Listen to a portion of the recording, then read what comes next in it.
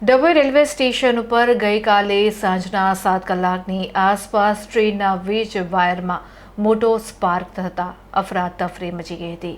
ટ્રેનના એન્જિનના પેન્ડોર દ્વારા ઉપરના વીજ વાયરને સ્પર્શ થવાથી જોરદાર સ્પાર્ક થયું હતું, જેને પગલે મુસાફરો ગભરાઈ ઉઠ્યા હતા.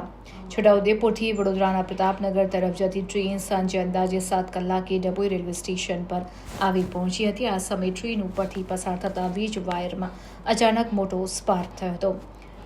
જાણવા મળ્યા મુજબ એન્જિનનું પેન્ડોર જે વીજળી મેળવવા માટે વીજ વાયરને અડી જતા ઘટના બની હોવાનું મનાય છે. આ સ્પાર્ક એટલો જોરદાર હતો કે મોટા અવાજ સાથે વીજળીના તણખા ઝર્યા હતા. આ ઘટનાને કારણે ટ્રેનની અંદરના અને પ્લેટફોર્મ પરના મુસાફરોમાં ગભરાટ વ્યાપી ગયો હતો. સદનસીબે મોટી દુર્ઘટના ટળી હતી. આ ઘટનાની જાણ થતાં ટ્રેનના પાયલોટે તુરંત જ સંબંધિત અધિકારીઓને આ અંગેની માહિતી આપી હતી.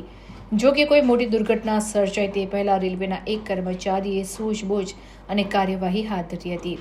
કર્મચારી દ્વારા લાકડીની મદદથી એન્જિન ઉપરનું પેન્ડોર નીચે કરવામાં આવ્યું અને ત્યારબાદ વીજ વાયર પર આવેલી પ્લાસ્ટિકની પટ્ટીને દૂર કરી દેવામાં આવી.